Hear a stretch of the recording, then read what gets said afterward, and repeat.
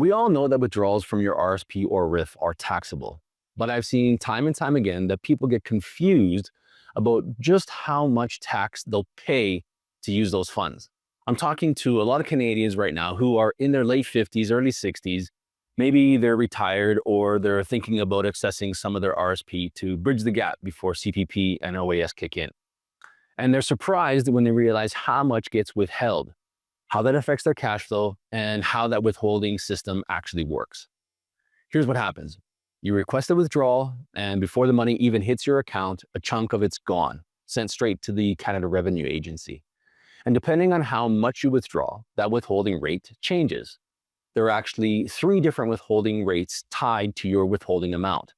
And a lot of people don't understand how that affects how much money they can use and how much money they actually owe.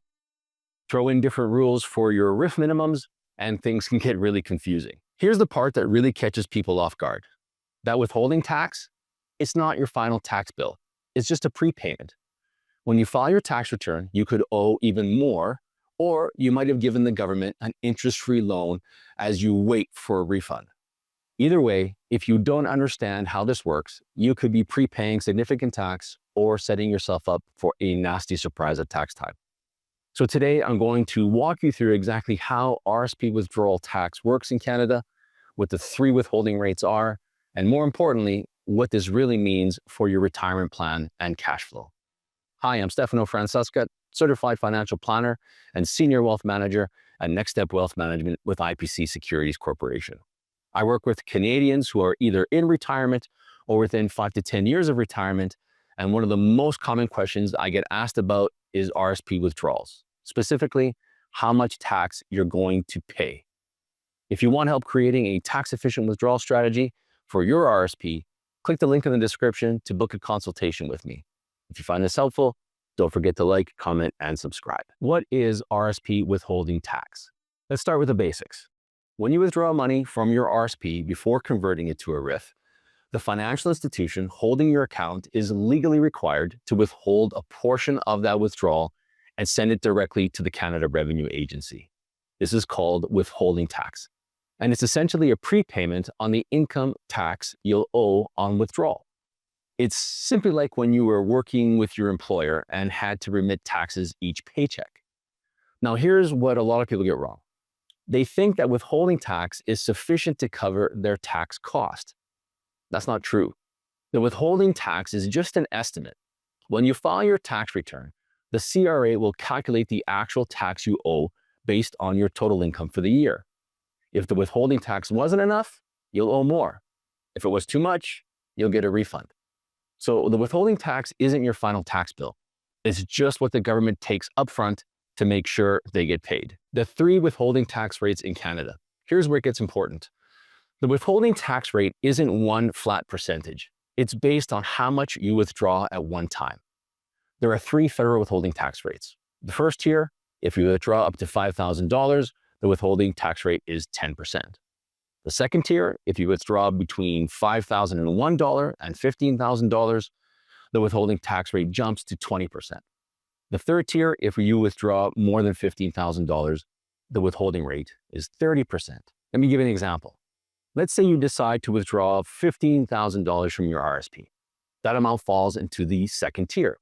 Your financial institution will withhold 20%, that's $3,000, and send it to the CRA. Then you'll receive $12,000 net. So if you thought you were going to receive $15,000, that's not the way it works.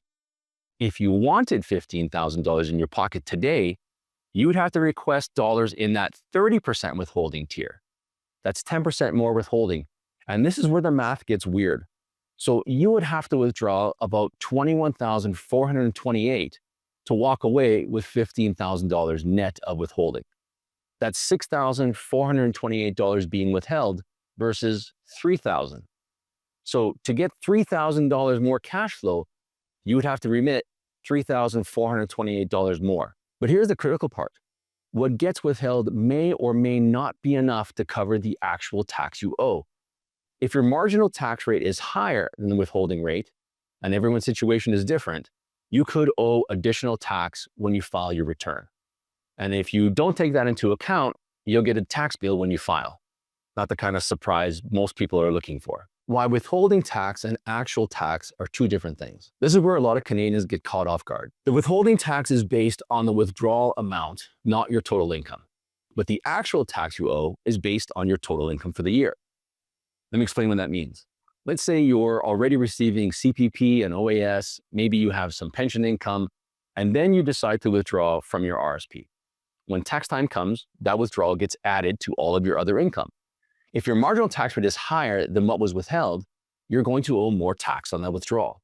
On the flip side, if you're in a lower income year, maybe you've retired early and haven't started CPP or OAS yet, the withholding tax might actually be more than what you'll owe.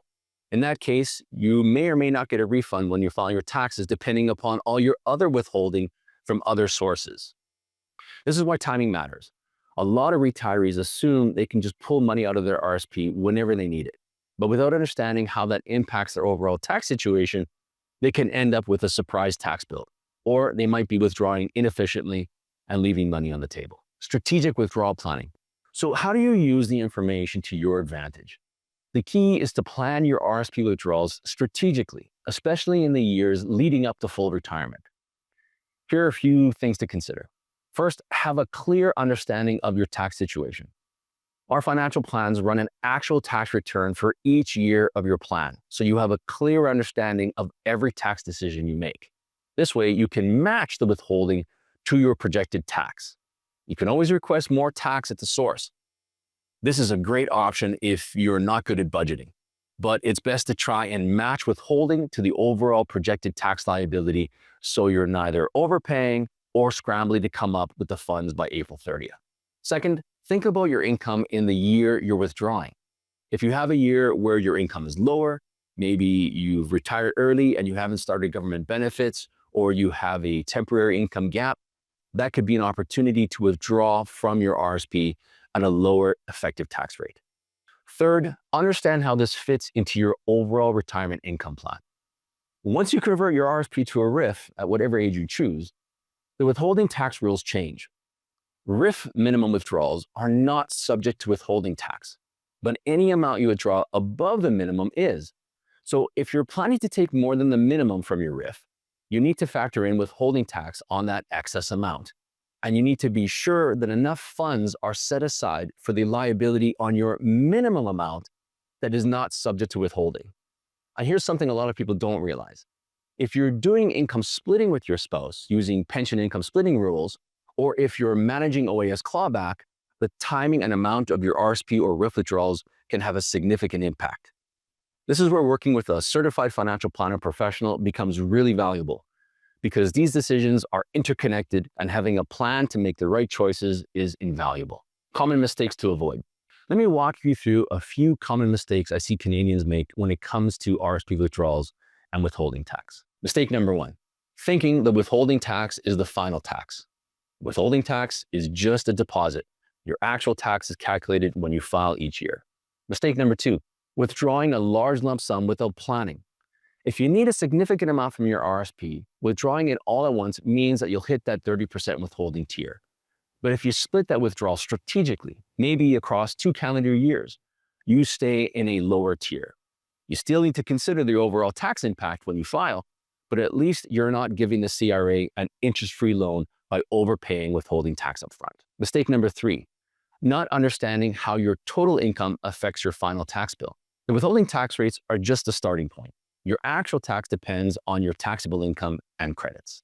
Mistake number four, ignoring the impact on government benefits. RSP withdrawals count as income. If you're receiving OAS and you withdraw a large amount from your RSP, you could trigger or increase the OAS clawback. For Canadians with net income over the threshold, OAS clawback is at 15%. So you could be losing OAS benefits on top of paying tax on the withdrawal. So let's recap. When you withdraw from your RSP before converting it to a RRIF, the financial institution withholds tax based on 3 tiers. 10% on withdrawals up to $5,000, 20% on withdrawals between $5,001 to $15,000, and 30% on withdrawals over $15,000. But that withholding tax is just a prepayment. Your actual tax depends on your total income and marginal rate. If you don't plan these withdrawals carefully, you could end up with a surprise tax bill, trigger OAS clawback, or miss opportunities to withdraw at a lower withholding rate. The takeaway here is simple. RRSP withdrawals need to be part of a broader retirement income strategy. The timing, the amount, and how it fits with your other income sources all matter. This isn't something that you want to figure out on the fly. It's something you want to plan for.